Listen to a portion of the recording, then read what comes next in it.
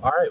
What is up, everybody? This is Keith, the Go Big Guy 231 across the DFS industry. If you can't see my smug and like the weird lighting going on, so I am taping this from the airport in Tampa as my flight's being delayed. And well, what else better to do than discuss the first slate of knockout games on Euro 2020 on Saturday? We've got two really good games. We've got Denmark and Wales to start out. Denmark, I think at this point, is officially like the casual team, like meaning if you didn't have a team left, that you didn't have like a team that you were rooting for, you're like Denmark. Yeah, considering everything going on, I'm a bit down for Denmark. That's kind of where I'm at. So I'm rooting for Denmark tomorrow, taking a Wales team that's surprised to get out of the group stage.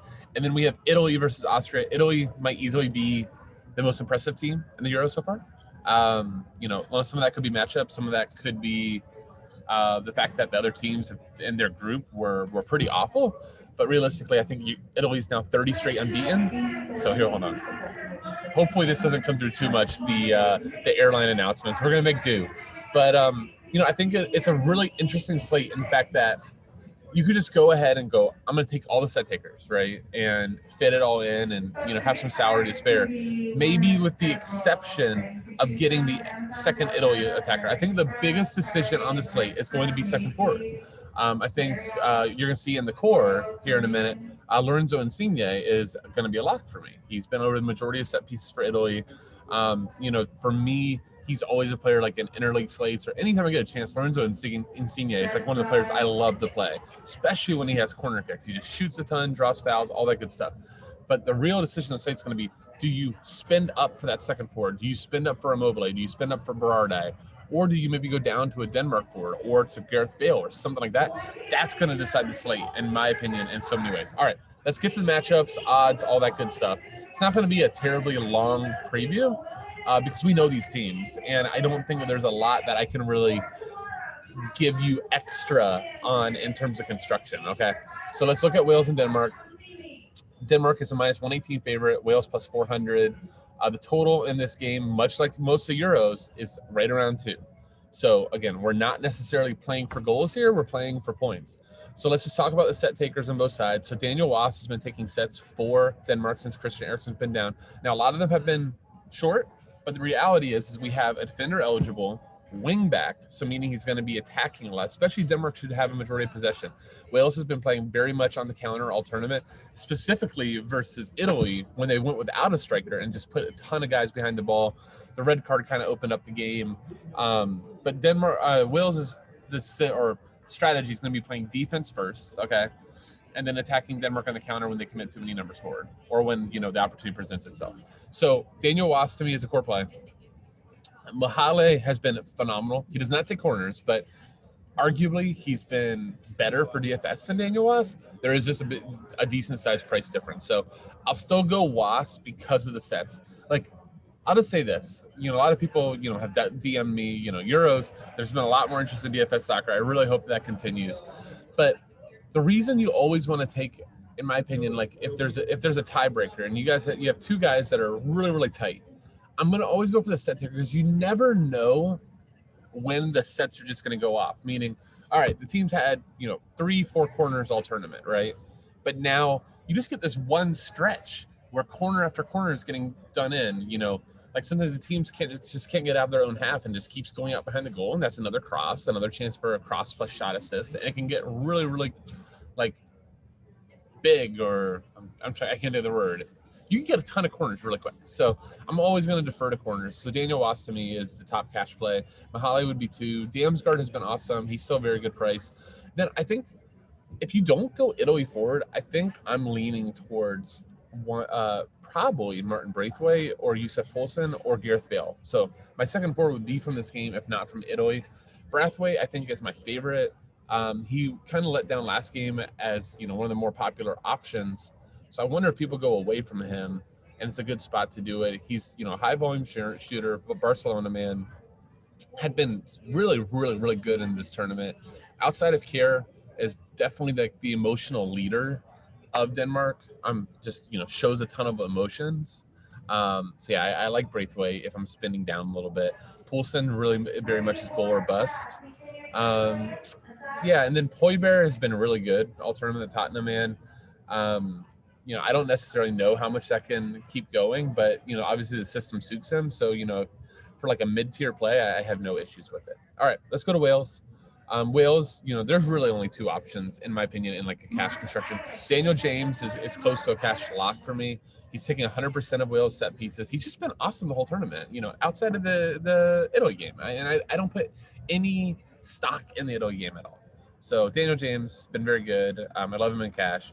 Gareth Bale, definitely a cash option at forward spot.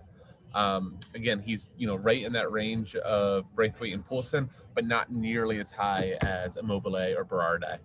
Kiefer Moore, GPP, sure. Aaron Ramsey, again, to me is more GPP. He's a great player, but there's not much floor there. Connor Roberts, Ben Davies are fine, but again, I especially think in this wingback system, it makes it really hard for the Wales guys to overlap much, because if they do overlap, you've got the widest players on Denmark pushing forward really quick. So the numbers don't work as well for Wales for the fullbacks to overlap here. So I'm probably not nearly as interested. Yeah, and then obviously goalies in this game, with it being such a low total, definitely in play. All right, Italy versus Austria. Italy is minus 222, so the biggest favorite on the slate. Let me get this total to come up. This one is a little bit over. It's still more under, but it's trying to creep. I'd say this is closer to 2.25 than 2.5. Lorenzo Insigne, obviously, is a core play, like I said, for me. Just so I'm not logging into airport Wi-Fi on my Draftkings. So just so you know, the core, for those asking, is going to be Insigne. It's going to be Daniel James, and it's going to be Daniel Wass. So that's your three plays. So Lorenzo Insigne is a core play for me. When on has been taking the majority of set pieces. He likely will still split with Berardi, who's been a very, very had a great tournament, likely looking at a move away from Sassuolo after this tournament. Then Ciro Immobile, obviously, has shown a little bit of a shot floor, but at his price is going to need a goal or assist to pay off. So whereas Insigne or Berardi can get to double digits without a goal or assist, I'd be shocked if Immobile does. Locatelli has been definitely a tournament breakout. He's very interesting. He and Barella are very attacking-minded midfielders, whereas Jorginho will sit deepest. He'll be giving cover for Bonucci, and that will either be a Sarbe, or if Chiellini is ready, it could be him. I really do wonder if it's a Sarbe, and like we've probably maybe seen the end of Chiellini in this tournament. Spinazzola has been phenomenal as a left back. He is right-footed, but still has been getting forward and getting some crosses from the left side. Di Lorenzo is not nearly as attacking, so if you're going to take an Italy fullback, make sure it's Spinazzola, not Di Lorenzo. Yeah, and then Donnarumma, I think it's going to be super, super popular. Italy's just not giving up goals. Austria has shown struggles to score goals, and thus, I think Donnarumma, especially in cash, is going to be super, super popular. By the way, you gotta love my background. I can see like every once in a while it fades out, and you can definitely see I'm like in the airport as people go by. So just enjoy this. FSI, we're all about breaking barriers here. So I'm assuming in the history of DFS previews, this has to be the first ever soccer preview done from an airport. So you're welcome. You're experiencing right now history in the making. All right. So I think that's Italy. Let's go to Austria. Look, from an Austrian perspective, it's always so hard with David Alaba. So I told Storm and I think we figured out how you can tell if Alba's there. We figured he was going to be wide last game because you didn't see Andres Ulmer. Okay. So if you see Andres Ulmer, I would assume Alaba is going back to the sweeper role. If you don't see Ulmer, that means that there's not a left back for Austria out there, which means that Alaba will become that left back. So Andreas Ulmer is your key if Alaba is going to be out. Alaba takes 100% of the set pieces for Austria.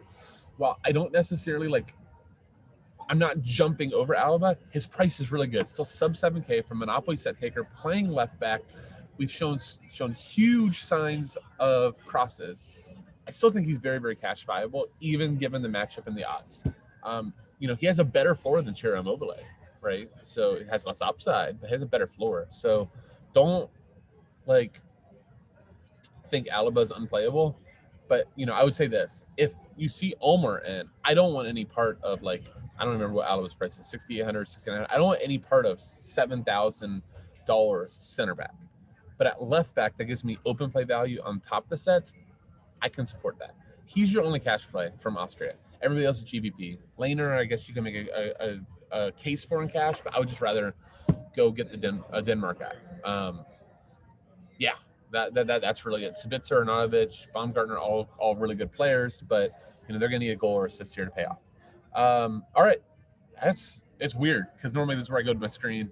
Prize Picks is not up yet either. Make sure you're tuning in to my Twitter feed. I'll try to drop it here too. I'm out for the weekend for a wedding, so I'm gonna do my best to drop all these videos. Storm's gonna be handling a lot of the chat at FSI. We're looking forward to this weekend though. It's going to be a really good one. I think it's a great way to start off the games, and they're only going to get better. So look for the next preview for Sundays. It will either drop tonight, even without pricing, just if I can get some lineups, or sometime on Saturday. If you do want to join Prize Picks or join Discord, I've had a couple of people asking for that. We do have a free props room at FSI where you can join. There's all sorts of talk about not only soccer, but all the other things on Monkey Knife Fight and Prize Picks. If you join either of them, use promo code FSI for some free money. And thank you all so much for watching. I did forget to remind you, if you're still around, like, subscribe, comment. It all really does help. Thank you all so much. Have a great day. Good luck on Saturday. See you.